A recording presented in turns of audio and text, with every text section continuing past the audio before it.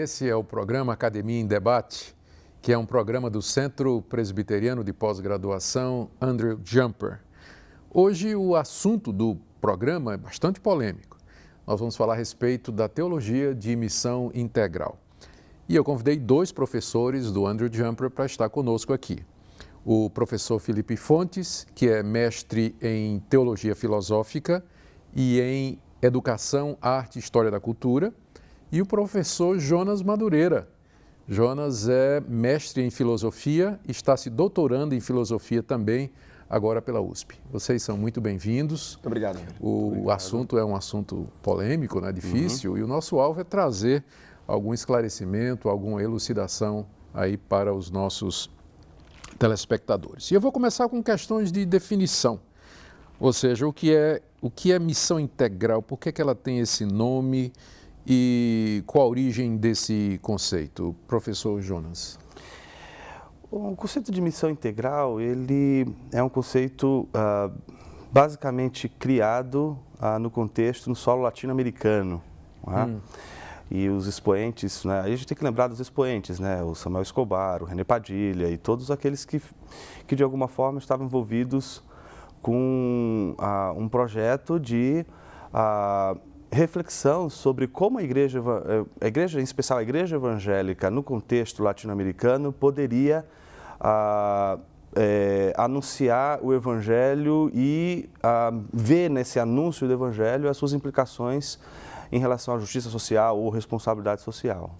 Certo, mas você está dizendo então que é um conceito que nasce no contexto latino-americano. Perfeito. Mas é que a gente ouve o tempo todo o pessoal dizer, não, é um movimento evangélico, está ligado a Lausanne.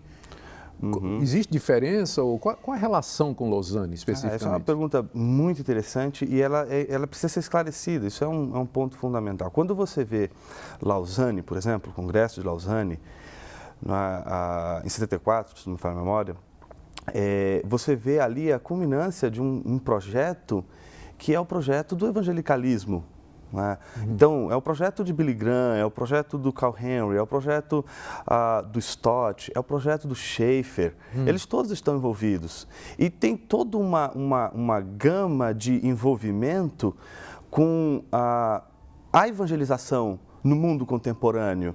E, obviamente, todos os desafios que essa evangelização, ela impõe, ou seja, não é só uma questão da responsabilidade social em si, mas é a relação do cristão com a arte, com a cultura, com a ciência. Então, tudo isso está ali, numa efervescência incrível. E como uma resposta do evangelicalismo àquela situação complexa que, de um lado, ficaram os fundamentalistas que viam em toda a preocupação social, ou também uma preocupação com a cultura, uma espécie de situação em que você estaria se filiando ao liberalismo ou à neo-ortodoxia. Então, o evangelicalismo surge como uma reação a esse tipo de segmentação, de uma subcultura que é contrária a uma relação do cristão com o mundo e apresenta uma solução, que é a solução dos evangélicos para o mundo.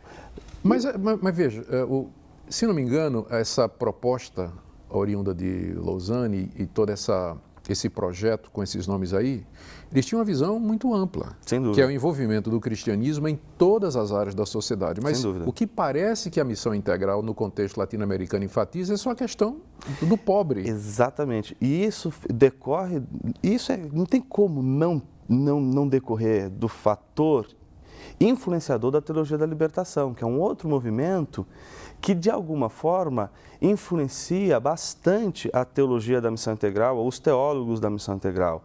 A teologia da libertação, ela fez uma escolha.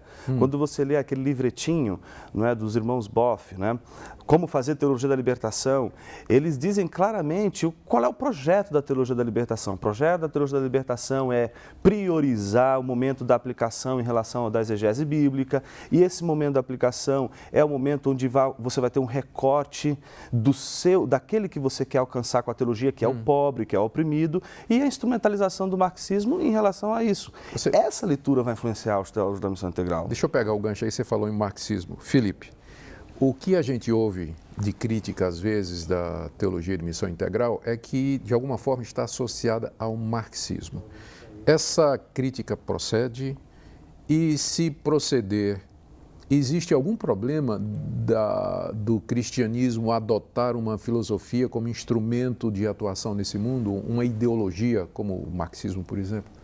Doutor Augustus, eu creio que algumas vezes essa crítica ela pesa excessivamente a mão no que diz respeito à relação entre missão integral e marxismo. A gente ouve dizer comumente que a teologia da missão integral seria nada mais do que uma espécie de marxismo disfarçado. Já ouvi bastante isso aí. Eu creio que essa crítica é uma crítica que pesa indevidamente a mão.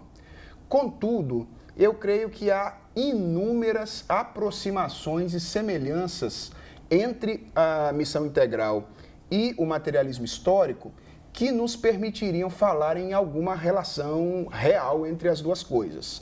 Eu destacaria aqui pelo menos 4 relações. Eu creio, em primeiro lugar, que há uma relação histórica entre a missão integral e o pensamento de esquerda na América Latina e no Brasil. Porque a missão integral surge na década de 60, na década de 70, quando a gente tem um período de efervescência enorme na América Latina e no Brasil do pensamento de esquerda. Talvez alguém diga, tá, mas isso pode ser uma mera coincidência, não é?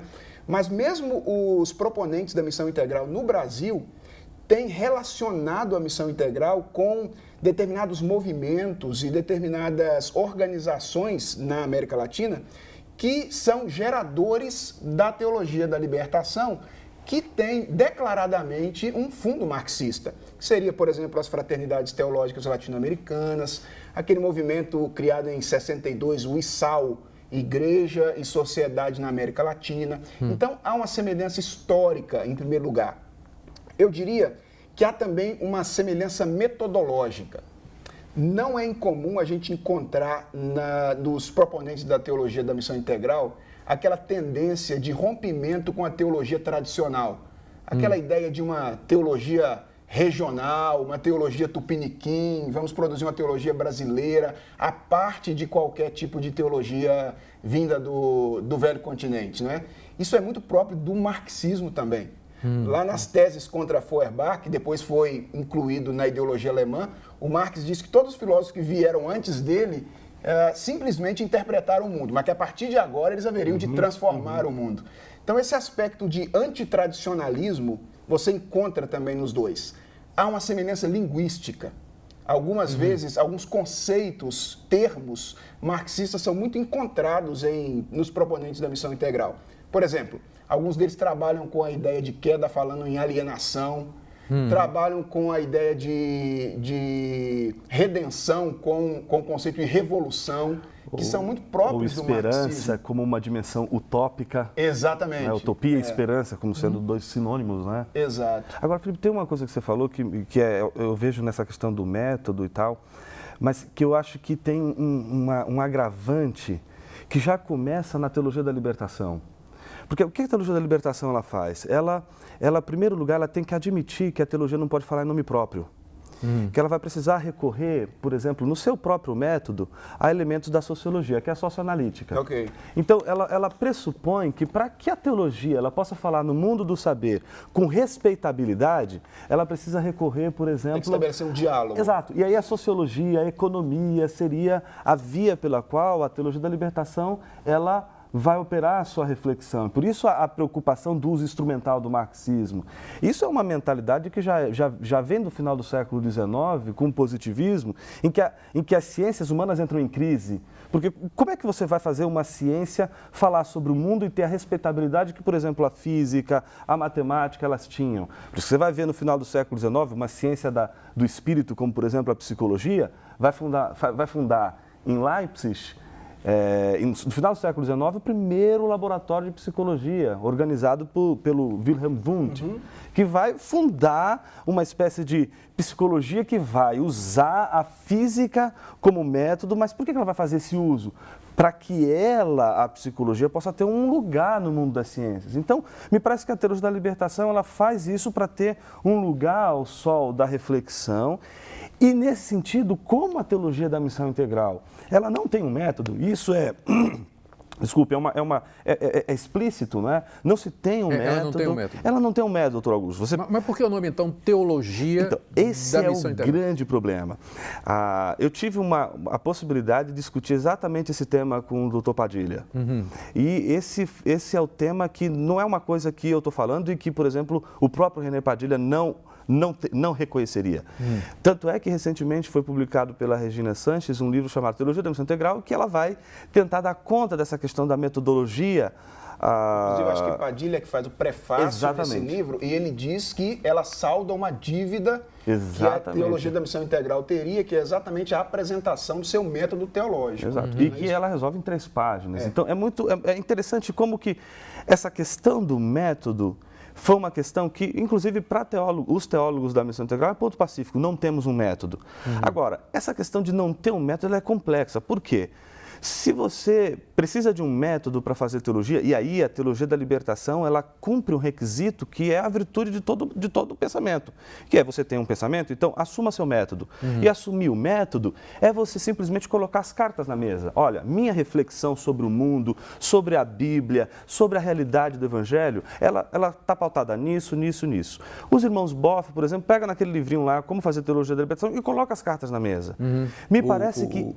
O Clodovis e o Leonardo, né? Exato. Dizem, aliás, que o teólogo melhor dos dois é o Clodovis, que tem menos projeção do que o Leonardo. E que recentemente abriu mão dessa perspectiva, pelo menos na entrevista que ele deu em 2013 para a Folha, abriu mão dessa perspectiva marxista da teologia da libertação.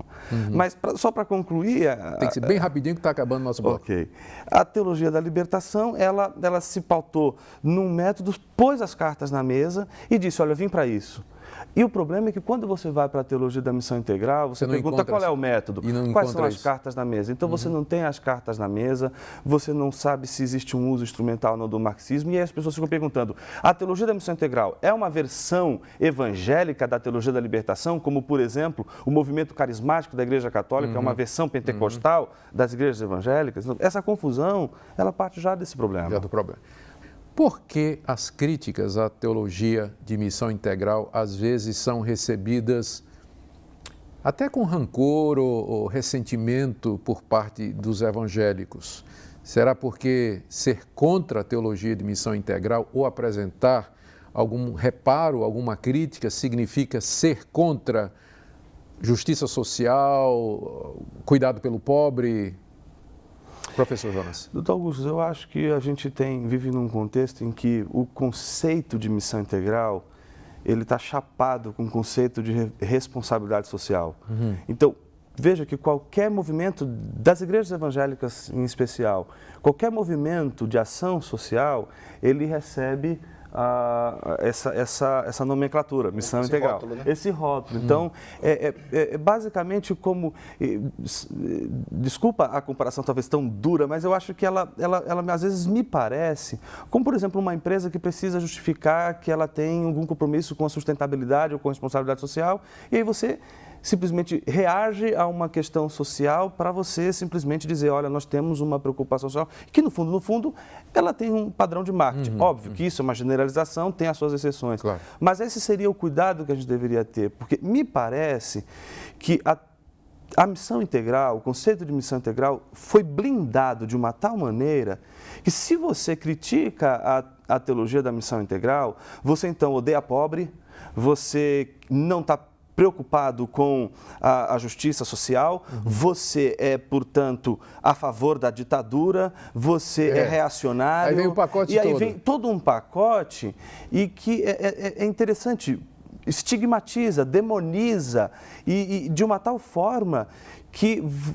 o que você está dizendo ou o que você está propondo não é tanto o problema que é legítimo que a teologia da missão integral levanta. Qual é a nossa participação enquanto cristãos no mundo? E veja só, o nome missão integral já não pressupõe uma crítica, Felipe? Sim. Na verdade, a ideia básica da missão integral é exatamente fazer uma crítica a um modelo tradicional de missão que, segundo eles, teria cortado o homem em duas partes distintas, não é? E aí voltou as suas ações apenas para aquilo que seria a espiritualidade, não é? A parte espiritual do homem, e esqueceu as outras áreas da vida humana. Mas procede a crítica? Eu acho que, em algum nível, a crítica procede. Eu creio que nós devemos dar mão à palmatória, nós cristãos tradicionais, ortodoxos, na nossa pouca preocupação, às vezes, nesta ação social e nesta ação prática. Mas o fato é que eu acho que nós não precisamos, como a teologia da missão integral propõe, resolver essa questão, simplesmente somando uma coisa à outra.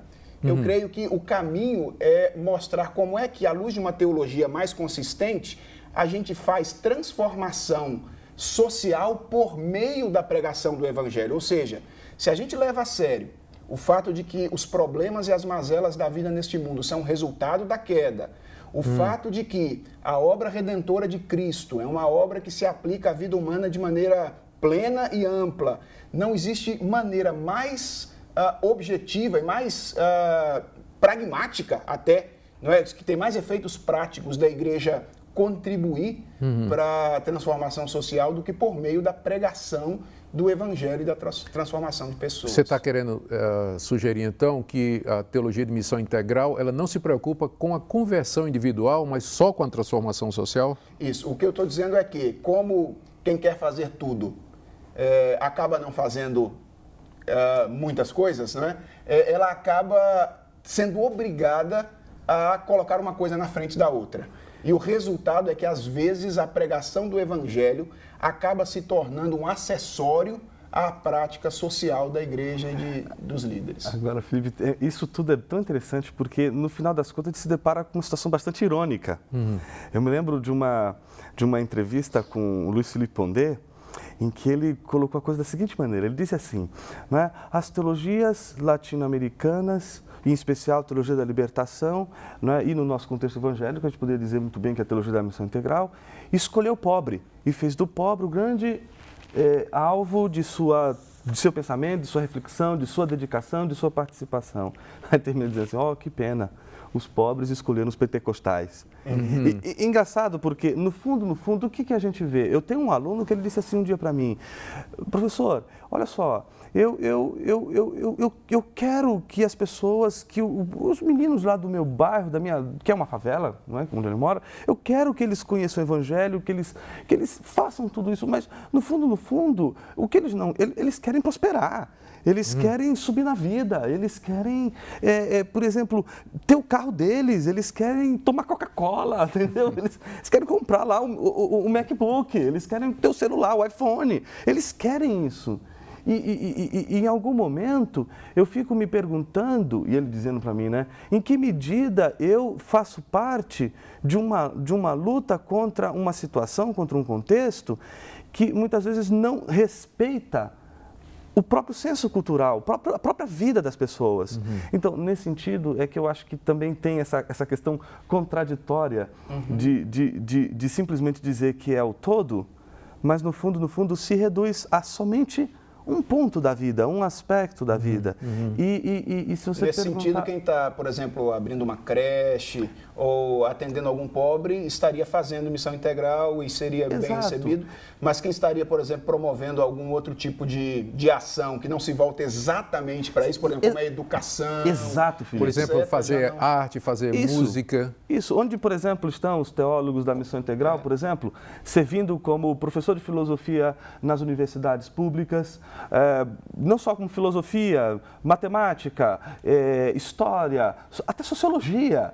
Não é? Onde estão os sociólogos da teologia da missão integral, por exemplo, nas universidades públicas do nosso país? Então, eu acho que, às vezes, o conceito ele é interessante, ele tenta responder um problema que é legítimo, mas a justa luta pela responsabilidade social, ela, às vezes, tem colocado a teologia latino-americana num gueto e debaixo, exatamente, de um ordenamento que a gente chamaria de ordenamento socioanalítico, do corte marxista, em vez de recorrer, por exemplo, à sua tradição, à Bíblia, às Escrituras, à própria tradição da igreja Deixa eu pegar esse gancho aqui agora. Etc. Porque, ao final, a grande questão para nós e para os nossos telespectadores é o que a Bíblia tem a dizer sobre isso? Sobre essa questão da ajuda ao pobre, ao necessitado, da ação social. Qual é qual o projeto, qual o conceito que emerge de uma leitura das Escrituras?